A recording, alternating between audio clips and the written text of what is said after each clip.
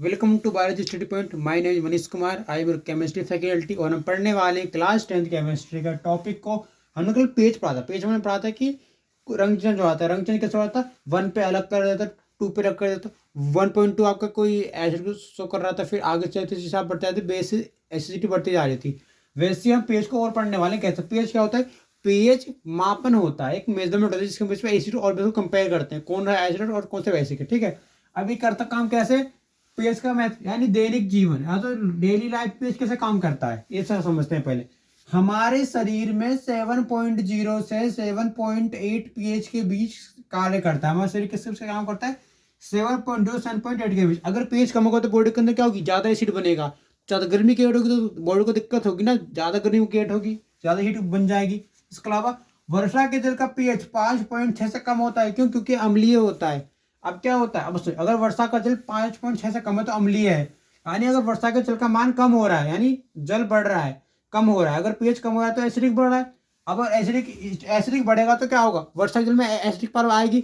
अब acidic power तो समझ सकते हो सिंपली ये, अगर सपोज करोगे वर्षा का जल पहुंचा गंगा नदी में तो वहां पे क्या होगा? एसिडिक स्ट्रेंथ बढ़ जाएगी, जहाँ पे जीव मर जाएंगे, नहाने वाले लोगों को कोई दिक्कत हो जाएगी, उन्हें बीमारी हो जाएगी। तो ये जो एसिडिक वाटर है जो हम वर्षा के थ्रू ले रहे हैं, समझ यहाँ से, जो हम ले रहे हैं वर्षा के जल का पीएच, ध्यान रखिए 5 मिनट से कम नहीं, क्योंकि जैसे जैसे पीएच कम होता रहता है, मैंने क्या बोला, लेफ्ट साइड के बोलू एसिड बढ़ा तो पीएच कम हुआ तो क्या हो रहा है? पीएच कम हुआ है तो एसिड बढ़ रहा है। क्यों? क्योंकि लेफ्ट साइड की वैल्यू इंक्रीज करने की कोशिश कर रही है। तो एसिड बढ़कर क्या होगा? बॉडी को इन्फेक्शन हो जाएगा, कोई दिक्कत हो सकती है, जंतु मर जाएंगे। तो क्या होगा? अगर वर्षा का जल बढ़ेगा तो जंतु मर जाएंगे।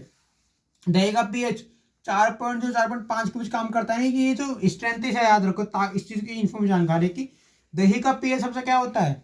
दही का पीएच 4.0 से 4.5 के बीच काम करता है। कैसे काम करता है? अगर दही में पीएच ज्यादा कम होगा तो क्या होगा? दही दही में का पीएच कम होगा तो क्या होगा? एसिड बढ़ेगा। तो हम जो यूज करेंगे तो हमारे पेट में दिक्कत हो जाएगी, क्योंकि हमारा पेट में इतनी एसिडिक स्ट्रेंथ नहीं जितनी हमें होनी चाहिए। तो हम जो चीज खाएंगे तो हम छीन लेंगे खाने में, तो दिक्कत हो सकती है। अब क्या हो रहा है? Lactobacillus bacteria LACTOBACILLUS lactobacillus bacteria से लैक्टिक एसिड में कन्वर्जन होगा तो क्या होगा? एसिड पीएच कम होगा। और ये एसिड किसमें बनता है? मिल्क में बनता है। अब ये एसिड कहाँ बनता है? मिल्क में। मिल्क में एसिड बनता है, तभी तो मिल्क में हमारा शरीर थोड़ा भारी होता है, क्योंकि एसिड ज्यादा बन जाता है बॉडी के अंदर। ठीक है, आप सोचोगे तो मिल्क सिंपली क्लियर बनाएगा जिससे आपके एसिड बढ़ जाएगी, क्योंकि आपने दूध ज्यादा पी लिया और आपके अंदर एसिड ज्यादा बन गया। अब दही में क्या होता है? ये एसिड टूट जाता है, और ये टूट के क्या होता है? लैक्टिक एसिड ना होकर हार्ड टूट में आकर सॉफ्ट टूट मिलता है। तो दूध में क्या हो रहा है कि वो हमें हार्ड चीज मिल रही है, जिससे हमारी बॉडी डाइजेशन का टाइम ले रही है, एनर्जी मांगना चाह रही है। इसमें एनर्जी नहीं चाहिए, दही लोगे आप तुरंत डाइजेशन शुरू हो जाएगा, एजिटेशन बड़ी पीएच कम होगा। ठीक है भाई, सब्सटेंस की बात की जाती है। अब देखो गैस्ट्रिक जूस है। गैस्ट्रिक जूस क्या होता है? जो हमारे अंदर डाइजेशन का काम करता है। गैस्ट्रिक मतलब क्या हो रहा है? गैस्ट्रिक मतलब गैस से संबंधित। और कौन सी गैस? डाइजेशन वाली गैस। ये इसका जो पीएच है 1.0 होता है, यानी कि एसिडिक होता है। लेमन जूस 2.5 है, मिल्क का 6.5 है, यूरिन का 6 है, और वाइन का 3.5 है, यानी कि एसिडिक बढ़ते रहे। यहाँ पे एसिडिक स्ट्रेंथ कम थी, एसिडिक स्ट्रेंथ कैसे बढ़ रही है? इस क्रम में बढ़ती जा रही है, डाउन द बढ़ती जा रही है। यहाँ लेमन जूस की 2.5 होगी, इसकी 4 गुनी किस होगी? मिल्क की होगी, और मिल्क से 4 गुनी यूरिन की होगी, फिर वाइन की होगी। ये